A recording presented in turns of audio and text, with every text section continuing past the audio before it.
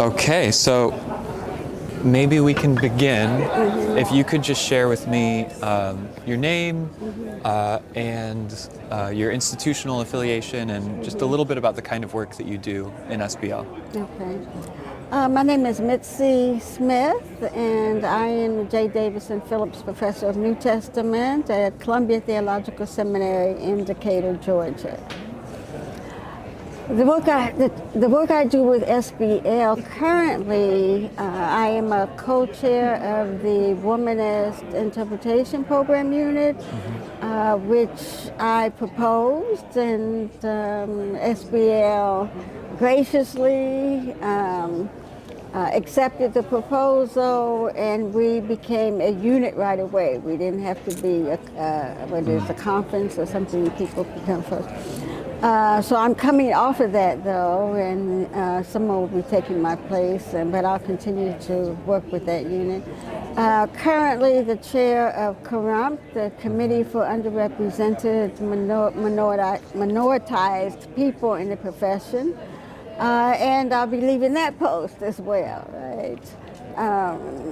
But I also hope to continue to work with some other program units, like the unit of racism, pedagogy, and biblical texts. Right? So that's about. I think that's about it in terms of my involvement with SBL. Yeah. Other than attending the conferences and doing papers, right? Right. Yes. Right, yeah. So you have a particular experience at SBL because, as you mentioned, you're not just a member, and you're not just an active member. You come to the conferences, you present, you're active in the field, you publish, but you've also exercised some leadership roles in the society. So I wonder if maybe you could speak just a little bit more about that. What have those roles meant to you professionally or personally? Personally, beyond moments of frustration, yeah, you know, it's not easy working with scholars, right? I'm sure, you know, we all probably feel that way. But when I think particularly about the Womanist Program Unit, right, that was my first time ever proposing a unit, right? But I'm just thinking about the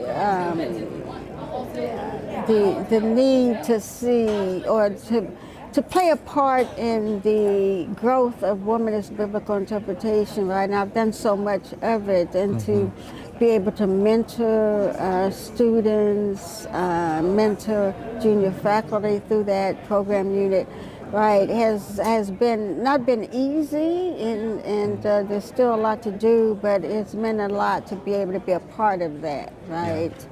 To encourage students who perhaps maybe the institutions do not encourage them in that area, but they need a place to be heard and to get feedback, and which is something also many of us don't get from our peers, right? Is that feedback, that the kind that can make our work better and say that yes, our questions are good, or maybe you need to change this or read this or so forth, right? And we can test our ideas and so forth. So that has meant a lot to me. And even in other ways, with CURUMP and other program units, being able to collaborate with people, right, diverse people, has been very meaningful. Yeah. Right? Can I ask, do you recall the city that the first annual meeting that you attended, what city it was in? No, I can't. Because I was still a master's student when I went to my first. Yes. Yeah, I was still a master's student. I do remember my first paper, right? Okay. And I had really nobody really guiding me, and the paper was entirely too long, and I really didn't get to my main point. Classic first paper, yeah. So I'm glad to see people now, sitting down with some junior scholars, and going through their paper and say, well, this is too long, or get to the point, time yourself, right? So you learn those things by trial and error. But now some people are helping junior scholars do those. Yeah.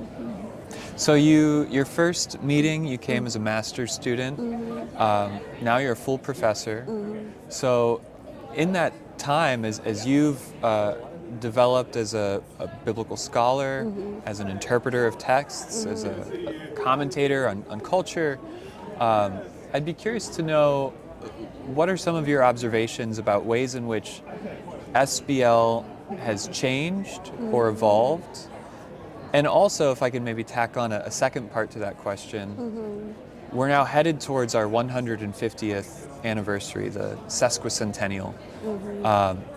As we approach that landmark anniversary and looking ahead, what are some ways that you'd like to see SBL continue to change, continue to evolve? Yeah, I think one of the ways that SBL has changed, definitely in terms of the diversity of offerings, in terms of program units, right? More opportunities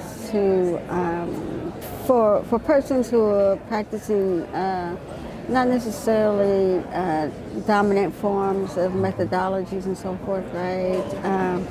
That has changed, right? But not enough.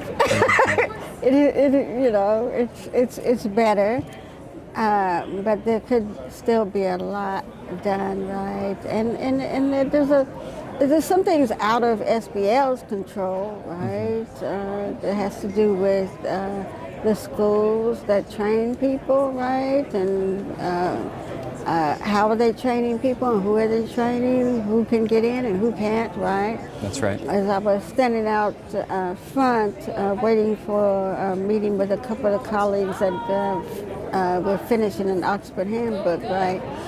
And just watching, and there many people that were walking by. Yeah, there were more women. I'm sure there's a lot more women. But there was, I think, you can stand in some places still in SBL and not see much diversity. I remember when SBL and AAR split for a time, right? And we're meeting at different times, and it looked like there was no diversity in SBL, right? So there's still much to do. I don't know what SBL can do. Maybe they have more power than I know. I don't know.